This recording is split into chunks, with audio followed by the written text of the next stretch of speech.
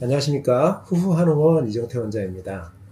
이번 시간은 저희 PD님하고 문답 형태로 질문을 주시면 저희가 답을 하는 형태로 좀 그렇게 여러 가지 여러분들이 궁금한 그런 내용들을 한번 풀어볼 거예요. 그전에는 저희가 이제 강의하듯이 이렇게 진행을 했는데 이게 다소 너무 딱딱하고 그래서 좀 지루하기도 하고 그래서 저희들이 좀 이렇게 재밌는 포맷도 좀 만들고 좀 가볍게 얘기처럼 전해줄 수 있는 그런 기회를 좀 만들어 볼까 합니다. 그래서 우리 PD님 모시고 오늘 한번 여러 가지 질문들 잘 진행해 보도록 하겠습니다. PD님 안녕하세요. 네, 원장님 안녕하세요. 네. 저 나이가 드니까 네. 이 남성 질환에 대해서 궁금한 것들이 좀 몇 가지 생겼습니다. 네네. 남자라면 이제 나이가 좀 들면 꼭 알아야 될 정보나 내용들인 것 같은데요. 그 관련해서 몇 가지 질문 좀 드리겠습니다. 첫 번째 질문인데요. 조류의 기준이 무엇인가요? 예를 들어서 몇 분 이내 사정하면 조류라고 보는 건지 의학적으로 진단하는 그 기준이 궁금합니다. 여러분들이 그 질문 많이 하시거든요. 시간이 얼마나 돼야 돼요? 라는 질문인데 보통 이제 의학적으로는 1분 이내에 사정을 하면 우리가 조르다라고 보긴 해요. 근데 이게 기준이 그것만 있는 게 아니라 추가적으로 두 개의 기준이 더 있는데 그 하나가 뭐냐면 사정 지연을 하려고 내가 노력을 하는데 그 조절 능력이 부족해서 노력해도 안 되더라. 이것도 하나의 기준이 되고요. 그다음에 또 하나는 이것 때문에 내가 스트레스를 받아야 돼요. 막 우울하다든가 막 좌절감을 느껴서 나 관계 못하겠다, 성관계를 회피한다든가 하는 이런 부정적인 감정을 갖게 됐을 때 우리가 조르라고 하는 거예요.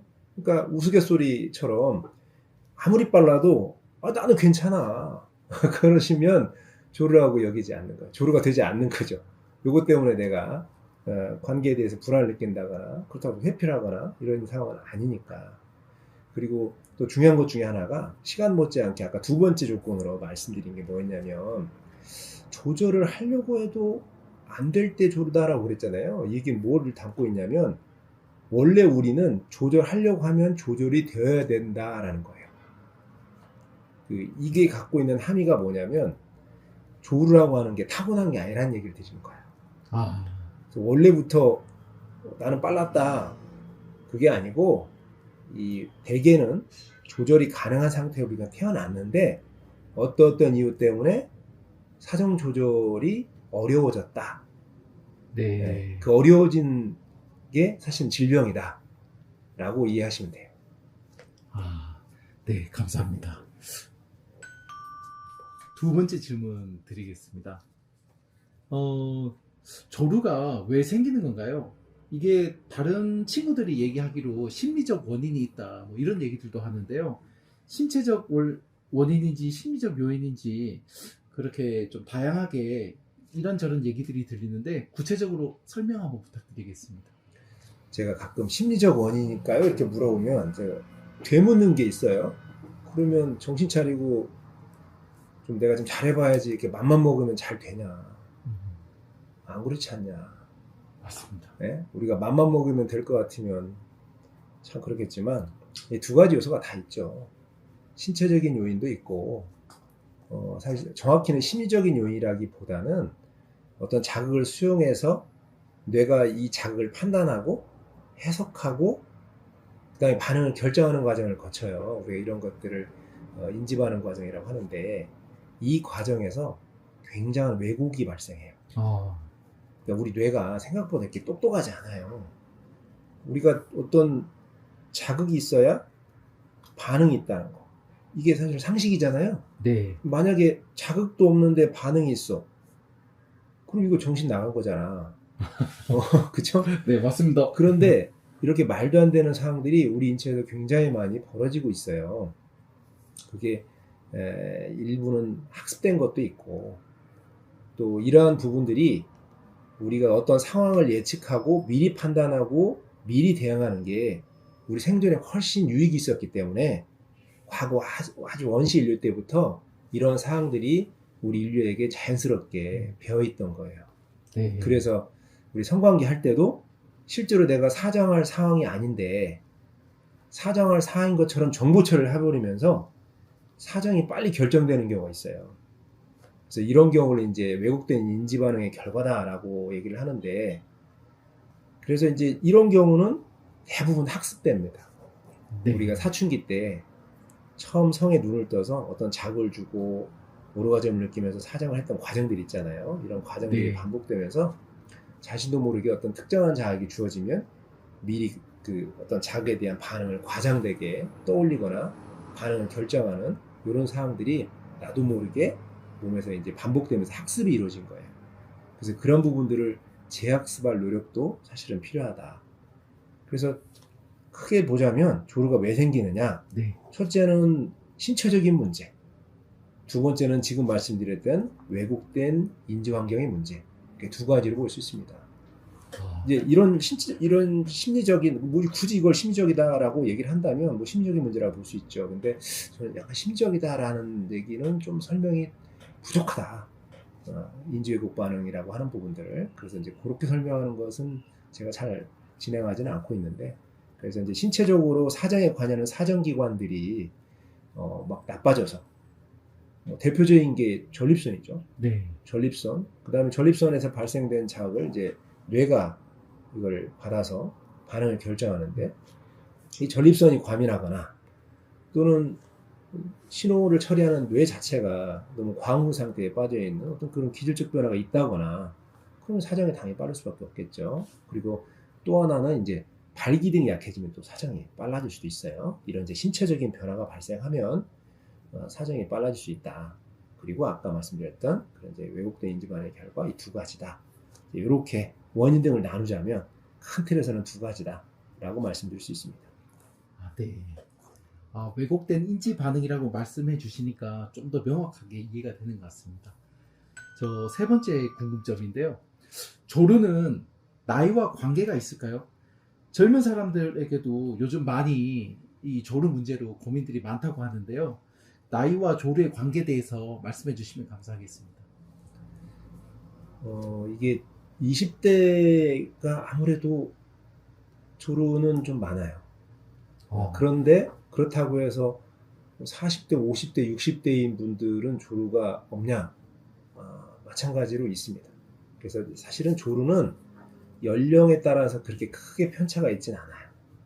그러니까 20대, 30대도 조루 환자가 있고요. 네. 나 연배가 있어도 마찬가지로 조루 환자들이 뭐 큰 변화가 없이 큰 차이 없이 발생이 되는데, 다만 이제 이유가 조금 달라요. 이게 이제 젊은 층에서는 주로 과흥분 상태, 어떤 정보 처리할 때 너무 과도하게 흥분하는 문제 때문에 발생하는 경우가 많고, 연배가 높으신 분들은 젊었을 때부터 계속 빨라졌던 분들은 이제 그런 요인도 있지만, 거기다가 추가적으로 네. 발기가 약해지면서 음. 예전보다는 사정이 훨씬 더 빨라지거나 나빠지는 그런 상황들을 경험하는 분들이 많이 있습니다. 그래서 연령에 따라서는 사실 그렇게 큰 편차가 있지는 않고, 다만 이제 연령에 따라서는 원인 등은 조금 차이가 있을 수 있다. 이렇게 요약을 해드릴 수가 있습니다. 네. 네 번째 질문입니다. 조류를 겪으면 환자들의 심적 고통이 굉장히 심하다고 하는데요. 주로 어떤 정서적 고통을 경험하는지 좀 말씀해 주십시오. 이게 사실은 경험을 해본 사람하고 대화를 해보면 금방 알 수 있거든요. 네. 일단은 우리가 성관계를 할 때 관계의 목적성을 한번 생각을 해보면 돼요. 관계할 때 나만 좋으면 돼 라고 한다면 굳이 조루라는 증상 때문에 고민을 할까요? 그럴 필요가 없잖아요. 근데 우리가 성관계는 대개는 상대한테 어떤 특정한 만족을 좀 남겨주려는 목적이 큽니다. 그런데 내가 그 사람한테 충분한 어떤 교감을 못 준다거나 어떤 행복감이나 만족감을 못 준다거나 그랬을 때 이제 관계가 훼손될 수도 있어요. 근데 내가 좋아하는 여성, 사랑하는 여성하고 관계를 위해서 여러 가지 이런 성이라는 이벤트를 통해서 성적으로 좀 매력도 어필도 하고 그러고 싶은데 그게 전혀 안 되잖아요. 네. 그럼 얼마나 불안하겠어요. 음. 내가 좋아하는 이 사람이 당장 내일이라도 나 안 만날래 그럴까 하는 이런 일종의 관계가 단절이 될 수밖에 없다는 거에 대한 불안을 많이 느낄 거고, 또 이렇게 해서 실제로 관계 단절을 경험해 보신 분들은 무서워서 이제 못 만나는 경우도 있어요. 두려워서. 아예 또 만났는데 그 친구가 나한테 이제 이런 문제 때문에 또 이별을 선고한다면 그때 갖는 좀 절망감이라든가 이제 이런 것들이 크기 때문에 네. 아무래도 굉장히 자신감이 떨어져 있죠. 특히 이성하고의 관계에 있어서. 그리고 또 그럼에도 불구하고 이성하고는 만나고 싶잖아요. 네. 그런데 못 만나겠다. 만나면 결론적으로 결론이 이렇게밖에 날 수가 없다라고 생각을 하면 미래가 얼만큼 암담하게 느껴지고 불안하고 또 미래에 대한 희망과 기대가 없으니까 우울하고 그럴 수 있겠죠. 그래서 이제 그런 문제들을 많이 고심들을 하고 그런 고통들을 많이 안고 말씀들을 얘기해 주시고 있습니다. 네. 실제 원장님 말씀대로 관계 시간이 짧아지면 파트너와 사이가 아무래도 멀어지거나 또 상처가 되는 그런 일들이 있을 것 같은데요. 실제 원장님께서 20년 동안 중점적으로 이 관련 질환들을 치료해 오셨는데 실제 사례를 한번 들어주실 수 있나요? 제가 굉장히 기억에 남는 분들이 많이 있어요. 근데 그분들 중에서도 아주 오래전에 제가 여기에 대해서 정말 열심히 좀 해봐야 되겠다라고 그런 인상을 남겨주셨던 분이 초창기에 뵀던 분인데 그분이 한 42살 정도쯤이셨던 걸로 기억이 돼요. 되게 수더분하고 인상도 좋게 생겼고 키도 크고 퉁퉁하니 마치 KFC 그 할아버지 같은 느낌을 주신 분이었는데 근데 이분이 42세가 되도록 결혼을 안 하고 있는 거예요. 근데 저한테 와서는 결혼은 둘째 치고 여자를 만나본 적이 거의 없어요. 관계 자체도 거의 해본 적이 없어요. 근데 이유를 들여다보니까 자기가 20대 초반에 네. 좋아했던 여성이 있었다는 거예요. 그래서 그 친구하고 어떻게 해서 잘 되어서 관계를 맺게 되었는데 그때 자기가 너무 허무하게도 삽입도 하기 전에 사정을 매차를 했다는 거예요. 뭐 첫날은 그러려니 했는데 두 번째, 세 번째 이제 만나서도 똑같은 상황들이 반복되고 그러니까 그 친구가 엄청나게 화를 내더라는 거예요. 네. 네. 그래가지고 아주 야멸차게 이별을 선언하고 그냥 나갔는데 그 뒤로 자기가 이것 때문에 트라우마가 생겨가지고 네. 여성을 만날 수가 없었다는 거예요. 사실 지금은 우리야 이렇게 웃으면서 얘기를 하지만 본인은 정말 처연하고 비장한 마음이었어요. 그래서 자기가 어떻게든 요거를 치료를 해보려고 노력을 정말 많이 했다는 거예요. 병원에서 할 수 있는 것도 다 하고 오신 분이었어요. 수술도 받고 네. 어떤 먹는 약물도 다 드시고 오랫동안 노력도 하셨는데 이제 안 되셔갖고 마지막에다 생각하고 오셨다라고 하셨던 분이 있어요. 그래서 그분이 치료 잘 됐습니다. 근데 시간은 그때는 좀 상당히 걸렸어요. 네. 거의 9개월인가 10개월인가를 치료를 했던 걸로 아는데 그분이 참 생각이 납니다.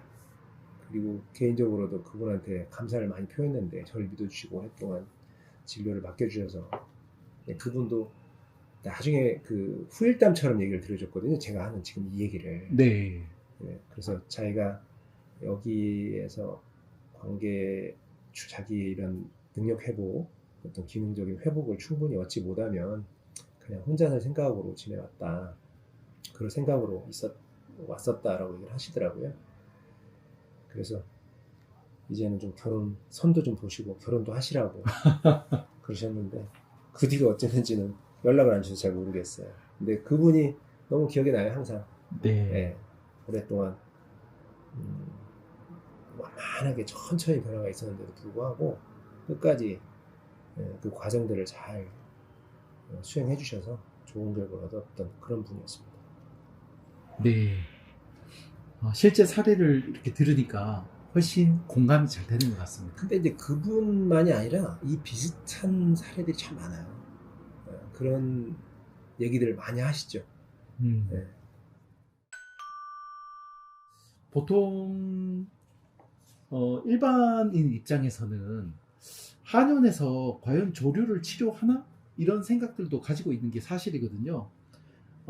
좀 구체적으로 들어가서 그러면 한의원에서 조류를 치료할 때 어떤 방법들을 가지고 치료를 하고 계십니까? 사실은 수단으로 얘기를 하자면 한의원에서 수단들은 정해져 있잖아요. 뭐 한약을 처방을 해서 쓰는 것도 있고, 그다음에 이제 말초 쪽에 어떤 인과관계, 원인관계가 있다 그러면은 그거를 개선할 목적으로 침구 치료라든가 약침 등을 활용하기도 하고. 그런데 문제는 이제 어떤 처방을 구성하느냐가 중요하죠. 처방을 적절하게 구성하려면 무엇보다도 원인을 구분하고 파악하는 게 중요해요. 네. 원인을 정확히 해야만 타겟이라고 할까요? 내가 쏴서 해결하고자 하는 그런 원인을 정확히 이해를 해야 되는데, 이제 원인 분석이 잘못되거나 그래 버리면 어떤 처방을 구성하는 목표점이 잘 방향이 안 맞기 때문에 결과가 안 나오는 경우들이 많죠.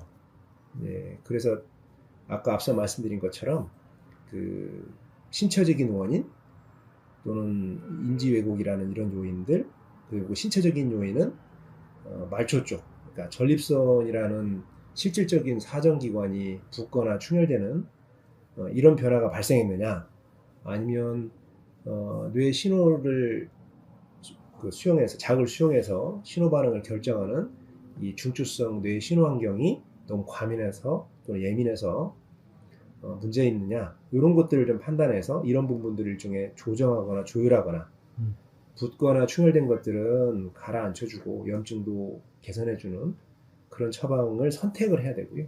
네. 그다음에 중추성 원인인 경우에는 이런 불균형한 이런 신호 체계를 균형을 회복하는 이런 밸런스 유지를 위한 어떤 처방을 구성하는 이런 노력들이 되게 중요하고, 그런 노력들을 이제 임상에서 계속 반복하면서 최적화된 어떤 조건을 처방 구성을 찾아내는 게 이게 중요한 부분이고, 그다음에 이제 발기 등이 약해지면 또 발기를 높이는 처방을 반드시 같이 병행해서 처방 구성을 함으로 인해서 이제 원인이 될 만한 요소들을 개선하면, 아까도 제가 말씀드렸듯이 원래 우리 조루였던 사람은 없다. 나빠진 거지. 그래서 그 나빠지는 요인들을 찾아가면 자연스럽게 사정 조절이라고 하는 원래의 자신의 기능을 회복할 수 있기 때문에 그런 방향이다라고 보시면 되고요. 그 다음에 이제 말초 쪽은 이제 골반 안쪽의 환경, 순환 환경이 개선되지 못하면서 전립선이 붓고 또 염증도 생기고 그런 상태가 또 만성되고 지속되는 경향이 있어요. 그래서 이쪽으로 이제 혈액을, 국소 혈류량을 증가시켜 갖고 그 주변을 유연하고 부드럽게 만들어서 골반강 안쪽과 바깥쪽에 이동하는 혈관과 신경들이 원만하게 이동함으로 인해서 이런 조직이 기능을 원활하게 할 수 있도록 그런 노력을 하는 처방도 쓰고, 골반 기저근을 이렇게 이완시켜주는 그런 침치료법도 있거든요. 그런 치료를 적용해서 활용하기도 하고 그렇습니다. 이게 이제 중요한 치료의 방향이고, 네. 그리고 또 하나가 아까 앞서 말씀드린 것처럼 우리가 이제 어떤 신호체계, 여성이 주는 성적인 자극을 너무 지나치게 왜곡해서 우리가 반응하는 이런 문제가 있다고 그랬잖아요. 이게 이제 학습된 부분이 있는데 이거를 재학습시키는 그런 과정이 있어요. 그래서 이제 이런 경우를 인지행동 교정 치료라고 하는데, 그 인지행동 교정에 관련된 내용을 저희들이 환자분들께 설명을 드리고 환자분들이 이걸 실행을 해야 됩니다. 그래서 이제 관계를 통해서 적극적으로 실행을 하고 피드백을 저희가 정기적으로 받고, 거기서 부족한 부분들이 왜 발생했는지를 저희들이 추가적으로 이렇게 피드백을 드리면서 진행을 한다. 그렇게 말씀드릴 수 있습니다. 그래서 이런 치료 과정은 제가 이렇게 말씀드리거든요. 마치 우리가 운동 배우는 거하고 비슷합니다. 네. 수영 같은 걸 예를 많이 드는데, 수영을 배우려면 기본적으로 팔다리는 멀쩡해야 되잖아요. 네. 내가 어깨가 아프거나 다리에 마비가 있거나 이런 신체적인 문제가 있으면 의사 선생님들 도움을 받아야 되잖아. 네. 그죠? 네. 그래서 어깨도 회복을 하고 마비도 회복을 해서 팔다리를 자연스럽게 쓸 수 있도록 해야 돼. 근데 팔다리를 자연스럽게 쓰기만 하면 우리가 수영장 가서 수영할 수 있나요? 없습니다. 네. 왜냐면 이제 새롭게 익히고 배워야 돼요. 그래서 이제 우리 코치님 모셔가지고 또 물에 떠서 발을 차고 손잡기를 하고 그래서 앞으로 나아갈 수 있는 방법들을 익혀야 됩니다. 근데 이게 알기만 한다고 해서 되는 것도 아니에요. 코치님이 잘 가르쳐주면 우리 금방 보면은 이해는 했어. 아, 충분히 할 수 있겠네. 근데 막상 물에 들어가면 여전하죠. 안 되죠. 네, 그게 내 몸에 어떻게 보면 행동이나 행위 자체가 기억이 되지 않아서 그렇습니다. 내가 우리 몸은 항상 관성이 있어서 쓴 방향으로만 몸의 움직임을 가지려고 하는데 그래서 예전에 쓰지 않던 방향에 대해서는 그 낯선 방식은 가능하면 의도를 가지고 의식적으로 지속적으로 반복을 해야 돼요. 우리 이걸 연습한다고 그러죠. 이렇게 네. 의식적인 노력을 지속해야만 어떤 몸의 움직임이 나도 모르게 자연스럽게 나오게 됩니다. 그래서 우리가 수영을 못하는 분들도 이렇게 의식적으로 오랜 기간 6개월, 1년, 2년 이렇게 노력을 하시면 수영을 잘 하시는 분으로 거듭나게 되잖아요. 네. 이게 똑같아요. 그래서 저희가 이게 치료할 때는 그 말씀 많이 드려요. 저한테 와서 이렇게 처방을 받고 침만 맞고 이런 걸로만 끝이 아니다. 반드시 특정한 분과 누군가하고는 관계가 정기적으로 지속되는 과정에서 함께 이루어져야 된다. 그래야 일단 우리가 경과를 파악할 수가 있지 않겠습니까? 네, 그 다음에 이제 그 경과뿐만 아니라 중간에 우리가 해야 될 것들, 어떤 행동 과정, 뭐 삽입과 리듬, 또 삽입하는 템포, 또 삽입하는 각도, 체위 이런 조건을 어떻게 구사할 건지에 대한 기술적인 방법들도 꼭 필요하다. 그렇게 설명을 드리고 이제 이렇게 한 3가지 조건, 중요한 약물 치료, 그다음에 물리적 치료, 그다음에 인진공 치료 이렇게 구성이 되어 있다. 이렇게 말씀드릴 수 있겠습니다. 원장님 말씀해 주신 인지행동 치료에 대해서 들으면서도 이해가 안 되고 좀 궁금했는데요. 방금 이렇게 구체적으로 설명해 주셔서 이해가 좀 된 것 같습니다. 다음 질문인데요. 아무래도 집에서도 좀 사정을 조절할 수 있는 사정 조절법 같은 걸 관련된 운동이나 추천해 주실 만한 이런 행동 같은 것들이 있으면 추천 부탁드립니다. 이 부분들 참 궁금해하실 거예요. 사정조절법 있을까요? 이렇게 질문들도 많이 하시고 아주 궁금해하시는데 여러분들이 알고 있는 조절법들이 있어요. 우리 PD님 알고 있는 조절법 있어요? 아, 네. 제가 이쪽 방면에 관심은 조금 있는 편이라서 많이 없나? 네. 아니 흔히 친구들한테 듣기로 케겔 운동이라고 이 소변 넣을 때 항문을 힘껏 조이라고 친구분은 그렇게 네, 연습한대요? 말만 하고 네, 행동은 하진 않는데요. 케겔 운동이 좋다 하더라고요. 뭐 흔히들 떠올리는 것들이 이제 케겔 운동이고 조금 어떤 문헌을 읽어본 분들은 뭐 스퀴즈 앤 스탑법 이런 것들을 많이 생각을 하시죠. 근데 케겔 운동이건 스퀴즈 앤 스탑법이건 핵심이 뭐냐면 막 자극을 주고 사정감이 막 등장하면 야 멈춰야 돼 라는 생각에서 나온 노력들이에요. 근데 여기에는 큰 문제점이 있는데 원래 사정이라는 건 이 정액이 한번 이렇게 이동해서 어느 한 공간에 모여야 돼요. 모여 있다가 이 정액이 일정한 수준까지 딱 많은 양이 모이게 되면 그때 사정이라는 과정을 통해서 바깥으로 사출되어 나오는 거거든요. 네. 정액이 이동돼서 어느 한 공간에 모이는 그 과정을 우리가 누정이라고 해요. 많은 분들이 되게 모르고 있는 부분인데 이런 부분들을 누정이라고 하고 사정은 이 누정이 이루어져서 그 전립선 안쪽에 이제 정구라고 하는 공간 안에 정액들이 차서 모이게 되는데 네. 거기에 평상시보다 3배 이상의 압력이 딱 높아지면 그때 빵 하고 터지면서 사정이 발생이 돼요. 근데 사정은 반사적으로 일어나는 경련성 수축 반응이거든요. 이게 전립선이 막 이렇게 수축과에 이렇게 지속적으로 반복하면서 안에 있는 내용을 바깥으로 쭉쭉쭉쭉 밀어내주는 그런 과정인데 많은 분들이 케겔 운동이라든가 스퀴즈 앤 스탑이라든가 이런 것들은 핵심이 이렇게 사정할 때 멈춰야 돼 하는 노력이에요. 근데 이거는 해도 안 돼. 왜냐하면 말씀드렸듯이 사정은 반사적으로 일어나는 경련성 수축 반응이에요. 이게 반사성 반응이기 때문에 거기다가 내가 힘을 주고 그런다 하더라도 그걸 막아낼 수가 없다는 거예요. 네. 설령 케겔 운동을 통해서 여기 케겔 운동을 하면 여기 관략근에 힘이 쫙 모이거든요. 근데 여기 힘을 준다 하더라도 이 전립선이 이 수축하는 이 힘이 있죠. 이렇게 막 짜주는 이 힘이 훨씬 커요. 네. 그래서 여기 안에서 이렇게 대문에서 못 나가게 해도 이 힘을 감당을 못하기 때문에 밀치고 나간다. 그래서 사정감이 이미 등장한 상태에서 우리가 사정을 조정하려고 노력하는 건 사실은 의미 없는 일이다라는 거고요. 네. 그러면 우리가 조절할 수 있는 건 뭐냐면 그 정액이 이동하는 과정이 있죠. 아까 제가 누정이라고 말씀드렸는데 이 누정 과정을 누구나 조절할 수 있어요. 근데 이 누정은 어떻게 형성이 되냐면 우리가 이 삽입 운동이라는 거에 의해서 결정이 되는 거예요.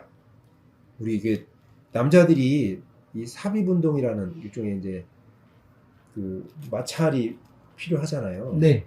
이거 왜 할 것 같아요? 피스톤 운동이. 피스톤 운동의 목적은 여기 안에 전립선을 물리적으로 얘가 마찰을 이렇게 왔다 갔다 하면서 주기 위해서 그래요. 그러면 요 뒤에 있는 사정신경들이 흥분하면서 여기 안에 사정관이 이렇게 있거든요. 네. 그 사정관이 연동운동이 일어나는 거예요. 그러면서 정액이 이동을 하고 그 이동한 정액이 아까 정부라는 공간에서 이제 모이게 되는 과정이 바로 누정인데 이 누정을 조절하는 거예요. 그럼 쉽게 제가 한번 물어볼게요. 삽입 운동을 빨리 하면 이 정액의 이동이 빠를까요, 늦을까요? 빠를 것 같은데요. 당연히 빠르죠. 물리량이 많은데. 그럼 천천히 하면. 천천히 이동될 것 같습니다. 네. 그럼 만약에 안 하면 멈추고 가만히 있으면 이동이 될까요, 안 될까요? 이동이 안 될 것 같습니다. 안 돼야 되는 거예요. 그러니까 이게 천천히 움직이면 천천히 가야 되고 빠르게 삽입 운동을 전개하면 정액이 빠르게 이동해야 되고 멈추면 이동하지 않아야 돼요. 그런데 이게 내 의지대로 안 되면 조루라는 질병이 되는 거예요. 천천히 했는데도 빠르게 이동하거나 가만히 있는데도 빠르게 이동해버려. 어머나 문제가 되는 거죠. 네. 이게 조루예요. 그래서 원래 조루는 누정이 내 의지적으로 통제가 되지 않은 상황이 사실은 조루라고 볼 수 있고 우리가 이제 사정을 조절한다는 건 누정을 조절한다는 거다. 그리고 누정을 조절하는 건 급하지 않게 하면 조절이 돼요.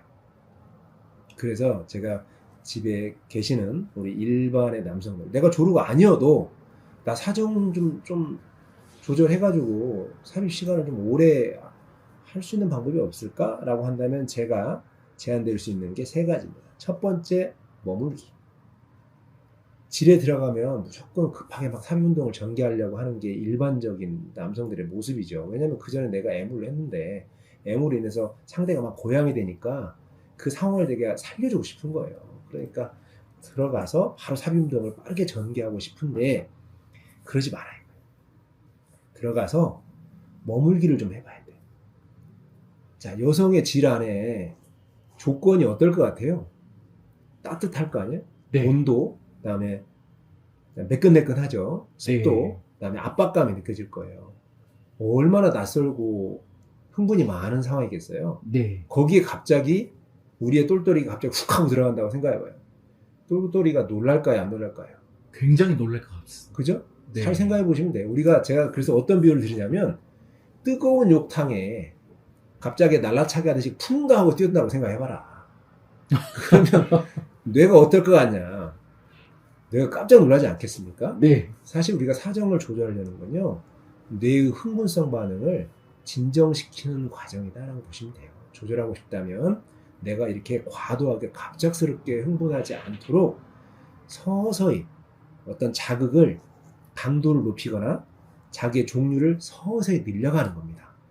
그런데 갑자기 이렇게 서너 개가 되는 다양한 물리적인 변수를 갑자기 큰 변화량을 빵 줘버리면 놀라지 않으면 이상한 거죠.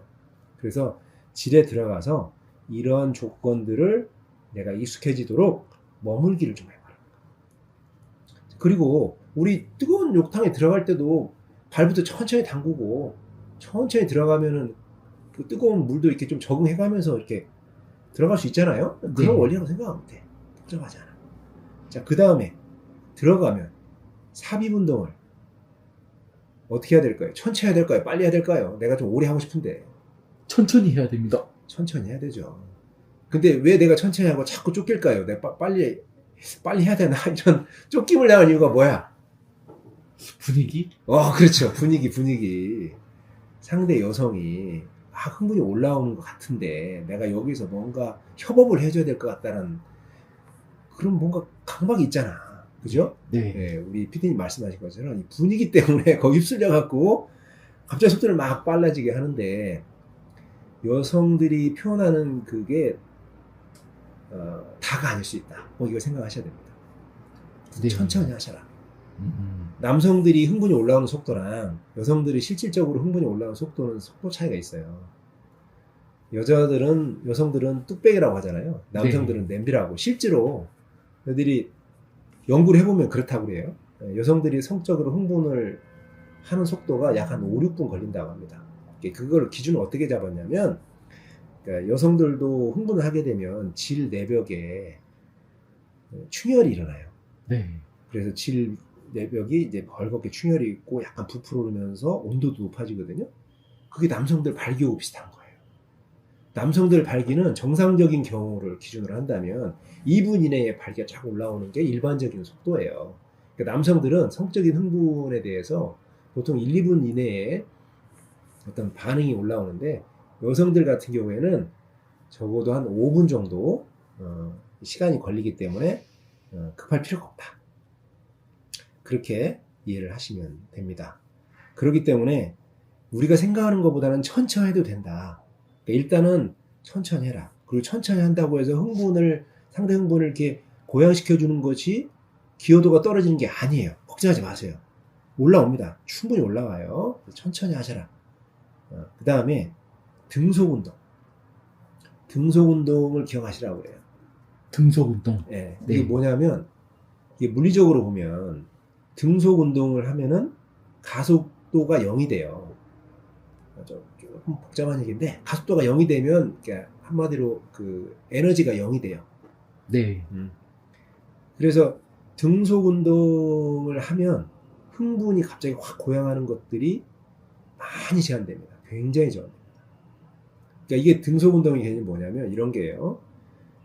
빠르고 늦고 개념이 아니야. 자, 턱, 턱, 턱, 턱, 턱, 턱, 턱, 턱, 턱, 턱, 턱, 턱, 턱, 턱, 턱, 턱, 이건 가속이 된 거예요. 네. 근데 등속은 항상 일정한 거예요. 턱, 턱, 턱. 빨라도 등속은 턱, 턱, 턱, 턱, 턱, 턱, 턱, 턱, 턱, 턱, 턱, 턱, 이게 등속이에요. 네. 그런데 얕은 속도에서 빠른 속도로 쭉 이렇게 업사이드로 속도를 계속 높이면 이거는 가속 운동이 돼요. 네. 삽입 운동을 가속으로 한다는 건 흥분 에너지를 쫙 슈팅시키는 개념이에요. 그래서 꾸준하게 하고 싶으면 등속을 하셔야 됩니다. 일정한 속도로. 그거 아주 중요해요. 네. 빠르건 늦건 그 정해진 속도를 등속으로 하는 게 좋습니다. 그래서 요거는 이제 버전이 조금 또 깊이 들어가면 또 많은데 그러니까 예를 들면 저속 등속, 네. 또 중속 등속, 고속 등속 이렇게 또 나눠요. 네. 네, 그래가지고 이제 그거를 처음에 익숙하지 않은 분들은 이 저속부터 연습을 시키는 거예요. 익숙하게. 네. 저속의 끝판왕은 뭐예요? 멈추기죠. 네. 그래서 아까 저희가 뭘 했냐면 머물기. 머물기를 했어요. 그래서 내가 좀 너무 민감하거나 예민한 분들 있잖아요. 네. 그런 분들은 뭐부터 시작해야 되냐면 머물기라는 과정부터 천천히 해야 돼요. 자, 근데 제 얘기를 잘 듣고 나면 이런 연습을 할 때, 이런 노력을 할 때 꼭 필요한 게 있을 것 같지 않나요? 뭔가 있을 것 같긴 한데.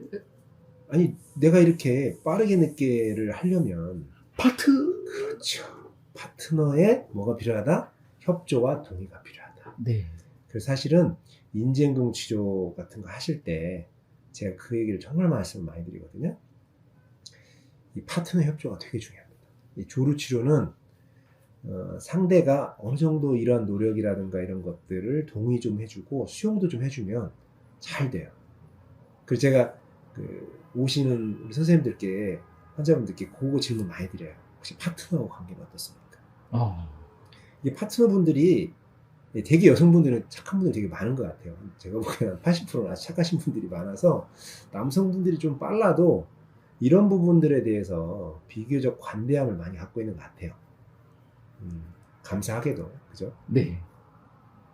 근데 그분들의 관대함을 조금 이용을 해서 내가 이런 노력을 할 건데 조금만 협조해다오. 그렇게 하시면 경험들을 쌓으시면 쌓을수록 내가 좀 변화하고 그리고 과거에 너무 광분 상태가 조금씩 조율되고 있다는 거 그런 부분들도 깨닫기도 하고 또 직접 체험도 하시게 될 겁니다. 네. 원장님 그 효과적인 조류 치료를 위해서는 방금 말씀하신 대로 파트너의 협조가 필요하기 때문에 평소 파트너께 점수를 많이 따놔야 될 것 같아요. 점수 따라야죠. 네. 그래서 여기서 잊지 말아야 될 건 파트너에게 점수를 따지 못하면 조류 치료가 어렵다. 네. 네. 자, 다음 질문입니다. 원장님 그 민간요법이나 혹은 잘못된 훈련법 중에서 이건 절대 하면 안 된다고 좀 말씀해 주고 싶으신 게 있으실까요? 요거는 앞서 잠깐 얘기한 것 중에 하나인데 사정감이 올 때 과도하게 큰 힘을 써서 사정을 차분하지 마라. 왜냐? 안 된다고 했잖아요. 네. 대표적으로 이제 케겔 운동 자체가 나쁜 건 아니에요. 케겔 운동이 적용되는 시점이 문제라는 거지. 그러니까 사정감이 들 때, 사정이 막 진행될 때 힘을 써서 그걸 막으려고 하면 오히려 정액이 내가 힘이 너무 좋아서 막지 않습니까? 그러면 정액이 나가긴 나가는데 한번 뒤로 역류했다가 나가요. 네. 그러면서 정구라고 하는 주변을 때리게 됩니다. 그 주변에 이렇게 큰 충격을 주게 돼 있어요. 그러면 이 정구가 붓거나 충혈되면서 이 정구가 이제 전립선의 안쪽 기저부에 있거든요. 네. 전립선 기저 쪽이 붓거나 충혈되는 가벼운 염증 상태를 우리가 경험할 수도 있어요. 그래서 사정을 막 나가려고 하는데 억지로 참거나 심지어는 좀 어린 친구들 같은 경우는 정액이 나가려고 하는데 음경을 그냥 팍 붙잡아 매는 친구들이 있어요. 네. 그죠? 네. 그리고 또는 이제 압박을 내서 자율하는 친구들 같은 경우는 사정을 하는데 거기서 음경을 압박을 함으로 인해 가지고 못 나오게 할 수도 있어요. 네. 네, 그런 경우는 이제 뒤로 때려 맞는 거예요. 아, 그래서 오히려 전립선에 가벼운 염증성 변화를 유발할 수도 있기 때문에 주의해야 된다. 네. 매우 유용한 정보인 것 같습니다. 상당수 많은 분들이 이런 행동들을 한다고 저 들었었거든요. 근데 이게 뭐 누가 교정에 대한 부분에 대해서 설명을 좀 해주시는 분들이 아마 많이 없으셔서 그렇지 않았을까 싶습니다. 네. 조류 치료에 특히 식사가 중요한데 또 도움이 되는 식사 조건이 따로 있다고 들었습니다. 예, 이거는 저희가 특히나 그 조루 치료, 뭐 발기 치료도 마찬가지인데 저희가 식사를 엄청 중요하게 생각하거든요. 네. 그 이유가 뭐냐면 조루건 발기건 원인에 대해서 이 식사 부분이 엄청나게 많은 부분에 그 관여가 있어서 그래요. 왜냐하면 조루 중에서 아까 중추성 조루 같은 경우는 뇌신경이 광분 상태에 빠진 경우다라고 제가 말씀드렸잖아요. 네. 그러면 그 이유를 조금만 깊이 파고 들어가면 뇌가 왜 신호 반응을 저렇게 빠르고 과잉되게 처리할까라는 문제를 한번 생각해 볼 수가 있어요. 타고나길 그렇게 타고났냐? 아니라고. 그게 아니라고 말씀드렸죠. 네. 뇌가 신호를 처리할 때 그 신호 전달 속도가 빨라지는 경우가 있는데요. 그게 우리가 탄수화물이나 단 거를 많이 먹게 되면 인슐린이라는 호르몬이 꼭 필요하게 되거든요. 이게 개입이 돼야만 안에 있는 혈관 내에 있는 혈당을 세포 쪽으로 이동시킬 수가 있어요. 근데 이 인슐린이 나와서 작동할 때는 이 신호 활동할 때 필요한 그 분극, 재분극이라는 과정을 통해서 원래 신호의 전달이 발생하거든요. 신경 전달 속도가 이제 결정이 되는데 이걸 아주 빠르게 바깥으로 나간 칼륨을 빠르게 세포 안으로 들어오면서 이 전기 신호가 빠르게 형성이 돼요. 네. 한마디로 탄수화물이나 단 거를 많이 먹는 분들은 뇌가 과흥분에 빠질 가능성이 아주 높다. 작은 자극을 크게 확대해서 하거나 과흥분 상태에 쉽게 빠질 수 있는 조건을 뇌가 이제 쓰는 에너지원이 무엇이냐에 따라서 결정이 될 수 있다는 얘기를 드리는 겁니다. 네. 그래서 저희들이 이제 요 식사는 꼭 그런 말씀을 드리죠. 특히 중추성 조루이신 분들 같은 경우에는 탄수화물이나 단 거를 적극적으로 제한하는 그런 식단을 저희들이 꼭 권고를 드리고 그리고 실천을 독려를 많이 해드립니다. 그리고 해보시면 알겠지만 이 식사의 조건을 바꾸는 노력이 뇌의 신호 환경도 훨씬 더 안정적으로 이렇게 반응을 결정하기 때문에 많은 부분에서 유익이 있다는 걸 아시게 됩니다. 우리 흔히 이제 뇌가 예전에는 포도당만 쓰기 때문에 제한하는 것에 너무 사람들이 우려를 가졌는데 뭐 포도당 말고도 지방을 녹여서도 에너지를 쓸 수 있어요. 그 케톤다리를 유발시켜가지고 그 케톤체를 이용해서 에너지원을 쓰는 방식으로 우리가 뇌가 활용할 수 있는데 그래서 이걸 키토식이라고도 케톤식이라고 그러는데 조루 치료에는 이 키토식이 상당한 도움이 됩니다. 참고로 말씀드리면 흔히 이 케톤식이라고 하는 게 저희가 이해하기에 저탄고지식의 일종이라고 이해하면 될까요? 그 케톤 시기를 하려면 우리 인체가 지방을 녹여서 에너지 쓰려면 전제가 있어요. 그게 포도당이 제한돼야 됩니다. 그러니까 우리가 탄수화물이라든가 당질을 제한을 해야만 그리고 혈중 내에서 일정한 수준 아래로 포도당이 낮아져야만 그때부터 이제 중성지방을 녹여서 케톤으로 전환해서 이걸 기반으로 에너지원으로 우리가 활용할 수 있기 때문에 당연히 저탄이 돼야만 지방을 에너지원으로 쓸 수 있다. 네. 그래서 그거는 같은 맥락이다라고 말씀드릴 수 있습니다. 네. 인터넷 정보 쪽에서 많이 또 궁금해 하시는 내용들인데요. 아무래도 원장님께 정확하게 좀 여쭤보고 싶었습니다. 이 조루에 봉침이 효과가 좋다. 그래서 조루에 봉침을 맞으면 좋다. 뭐 이런 얘기들이 많이 있는데 이게 실제로 효과가 어떤지 아프지는 않는지 이 부분이 궁금합니다. 이게 봉침이라고도 하고 봉독약침이라고도 하죠. 봉독은 말 그대로 벌독이죠. 벌독을 정제해서 씁니다. 벌독에는 이제 여러 가지 이제 부가적인 다른 성분들도 있기 때문에 그걸 좀 정제해서 의학적으로 쓸 수 있는 유효 성분만을 정제해서 써야 되는 거고요. 네.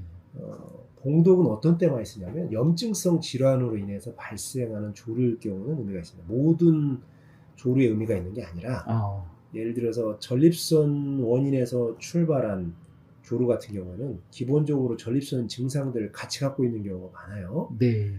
대표적인 전립선 증상은 통증, 그다음에 소변 증상 등이 있거든요. 네. 특히나 이 통증의 이 봉독 치료가 전립선 통증의 봉독 치료가 상당히 유효하다라고 말씀드릴 수 있는데 이제 회원부 통증이라든지 또는 음경이나 고환, 또 아랫배, 항문 주변, 또 허벅지 안쪽 뭐 이런 쪽들이 불편함을 느낄 때 봉독약침을 같이 병행해서 쓰시면 상당히 좋은 결과를 얻을 수 있습니다. 그런데 생각하는 것처럼 마치 봉독으로 음경이나 이런 데를 놔가지고 음경의 자체를 뭐 둔하게 만든다든가 이런 효과가 있어서 조루에 도움이 된다라고 생각하시면 오산입니다. 이게 벌에 쏘이거나 그리고 반복적으로 쏘이면 그 부위가 약간 얼얼해지면서 어떤 특정 자극에 대해서 약간 감수성이 떨어지는 면이 있을 수는 있거든요. 근데 음경이 민감하다는 요인 때문에 사정 시간이 결정되는 것은 그렇게 많지 않아요. 그리고 음경이 과민한 요건 때문에라면 콘돔 등을 활용해도 얼마든지 시간 변화를 줄 수 있거든요. 굳이 봉독을 맞지 않아도. 그래서 봉독의 목표는 그런 쪽이 아니다. 이런 염증성 치료를 속도를 좀 높여가지고 전립선을 말랑하고 부드럽게 만들면 이 물리적인 마찰에 의해서 과민한 정도가 많이 줄기 때문에 사정 시간이 좀 더 확보된다라고 이해를 하시면 좋고요. 그리고 이제 봉독만으로는 조금 한계가 있을 수 있는 게 골반강 안쪽 전립선 주변으로 혈류량을 증가시키는 그런 노력도 같이 해주셔야 됩니다. 네. 그래서 이제 그런 부분들이 좀 있다. 그리고 아프지 않냐? 침이 좀 아프긴 하겠죠. 따끔도 하고, 그리고 이제 맞는 부위가 약간 발적도 생기고, 붓기도 하고, 가렵기도 하고, 한 2, 3일 정도? 네. 그런 부분들이 좀 있기도 하죠. 근데 사람마다 이거는 봉독에 대한 반응성은 좀 많이 차이가 있고, 또 이제 정기적으로 반복해서 시술을 받다 보면 적응이 되세요. 많은 분들이. 그래가지고 이제 이런 어려움에 대해서는 다들 크게 순응도가 생겨가지고 대수롭지 않게 받는 분들이 아주 많죠. 네, 잘 들었습니다. 한 가지 더 여쭤보고 싶은 건요. 이 양방에서 요즘 조루 시술도 많이 하는데 이 조루 시술이 실제로 도움이 되는지 혹은 주의점은 없는지 궁금합니다. 이렇게 조루 수술 같은 경우는 출발점이 그거예요. 이제 원인을 뭘로 보느냐, 사정이 왜 빨리 되는 것에 대해서 원인이 뭘까를 음경이 민감하니까 사정이 빠를 거야 라고 하는 전제에서 출발한 그 의학적인 노력이에요. 네. 그러면 음경이 둔감해지면 사정 시간이 길어지겠다라는 거에서 이제 맞물려서 이제 요게 시술이 이루어지는 거거든요. 네. 근데 조루 수술을 한 분들한테 저희 병원에 이제 오시는 분 중에 한 10분 중에 7, 8분은 대부분 수술하고 오세요. 조루 수술이 그렇게 뭐 복잡한 수술도 아니고 안 하시고 오신 분 중에 궁금하신 분 있으면 저는 한번 해보시라고도 하기도 합니다. 궁금하시면 한번 해보시라고. 네. 그런데 이 조루 수술을 받으시면 보통 이제 진동각 검사라는 걸 통해서 음경이 얼만큼 민감한지를 측정을 해요. 수술 전에도 측정을 하고 수술 후에도 측정을 하는데 제가 그분들을 통해서 들은 얘기는 어떤 게 맞냐면 수술은 잘 되었다. 네. 그러니까 수술 전에 체크할 때보다 수술 후에 체크하면 당연히 감수성이 많이 약해졌단 말이에요. 네. 잘 된 거죠. 목적이 음경에서 느끼는 감각을 많이 낮추려고 노력을 했으니까 그 목적은 달성을 한 것 같은데 정작 삽입 시간이 늘어야 되는데 삽입 시간이 느냐? 안 늘었단 말이에요. 그러니까 저한테 오신 거겠죠. 만약에 그걸로 늦었다면 당연히 거기서 이제 멈추셨을 거고. 네. 그럼 왜 왔겠냐 이거예요. 제가 앞서서 조루가 왜 생기느냐라고 얘기를 했을 때 신체적인 요인으로는 3가지가 있다. 말초 쪽에는 전립선, 그리고 여기서 발생한 자극을 처리하는 뇌의 어떤 신호 과민, 신호 처리할 때 너무 이제 과도하게 정보를 이제 확대해서 가는 이런 문제, 과흥분 상태에 빠진 거죠. 그 다음에 이제 발기가 약해지는 그런 조건일 때는 기저관략근도 약해지면서 사정이 빠를 수 있다. 이렇게 말씀드렸는데 지금 말씀드린 원인이 있는 분들은 음경이 민감한 요인하고는 상관도가 떨어지잖아요. 네. 그래서 그분들한테는 한마디로 타겟이 안 맞은 거죠. 음경은 둔감해질지 모르지만 여전히 뇌신경은 과흥분 상태에 있거나 여전히 골반 안쪽에 전립선은 부어있고 충혈이 돼 있거나 발기가 약해져 있거나 그러면 당연히 여전히 사정이 빠른 조건은 남아있다라는 거죠. 근본 원인이 치료가 안 된 거네요. 그렇죠. 그러니까 방향이 어디냐 이거죠. 그래서 뭐 도움이 되시는 분도 있지만 도움이 안 되시는 분들은 그 이제 방향성, 그 원인에 해당되는 부분이 어디냐를 생각해 볼 필요가 있다라는 거죠. 그리고 뭐 주의점, 뭐 조루 수술하게 되면 뭐 신경을 좀 자르는 부분도 있고 그러니까 일시적으로 신경통도 좀 생기기도 하고 그렇긴 한데 저는 수술 자체가 되게 뭐 위험하다 뭐 그렇게는 생각도 있지는 않습니다. 비교적 뭐 해볼 만한 수술이긴 한데 문제는 그게 아니라 과연 이제 내가 원하는 그 목적하는 바를 이뤄낼 수 있느냐, 그런 좋은 수단이 되는 거냐, 라는 차원에서 한번 생각해보면 하는 거다라는 거죠. 네. 조루 수술을 고민하시는 분들은 방금 원장님께서 말씀 주신 이런 내용들을 참고하시면 선택에 많은 도움이 될 것 같습니다. 참고로 내가 조루 수술을 받으면 좀 도움이 될까를 판단하는데 도움이 되는 방법을 제가 하나만 알려드리면, 우리도 흔히들 하시잖아요. 콘돔. 네. 근데 그 마취 콘돔도 있잖아요. 아, 네. 예, 요즘에 이제 그런 쪽으로 이제 준비를 많이 해서 그런 산업도 발달하고 있는데, 마취 콘돔이나 뭐 콘돔을 막 2장씩 쓰시는 분도 있다고 하는데, 그런 것들을 활용하시면 도움이 되거든요. 그냥 관계하는 경우보다. 근데 네. 그런 걸 할 때 도움이 된다 그러면 그런 분들은 뭐 조루 수술이 좀 도움이 될 수 있다라고 저는 생각이 들어요. 아, 네. 근데 그런 거 해봤는데 똑같다. 아. 그러면 아마도 비슷할 가능성이 높다. 도움이 크게 안 돼. 네, 음경을 둔감하게 해도 원인이 거기에 있는 건 아니다. 마지막 질문입니다. 전국에 이 조루로 고민하는 우리 남성분들에게 끝으로 꼭 해주고 싶은 말씀이 있으시다면. 이게 조루가요, 특징이 아주 오래된 질환입니다.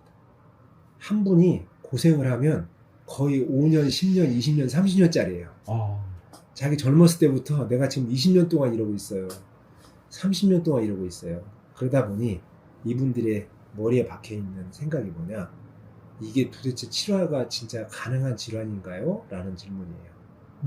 본인들 생각에는 치료가 어렵다, 안 될 것 같다, 나는 팔자 같다 라는 생각이 많으시거든요. 이제 그분들이 이제 오시면 이런 생각을 깨트려 드리고자 제일 먼저 꺼낸 얘기가, 조루는 원래부터 선생님한테 있었던 질환이 아닙니다. 이거는 나빠진 겁니다. 우리가 어린아이였을 때, 처음 태어났을 때 누구는 5초짜리로 태어나고 누구는 10분짜리로 태어나는 게 아닙니다. 성인이 되면 충분히 이성하고 관계할 수 있을 조건으로, 신체적 환경으로 태어났는데 이게 나빠진 거예요. 우리가 보통 20대, 30대 약간 20, 30년의 공백을 가지고 성인이 돼서 보통 관계를 하지 않습니까? 그간에 이제 어떤 신체 일부가 나빠진 거라서 이거는 원래의 내 모습을 되찾아갈 수 있는, 회복이 가능한 그런 질환입니다.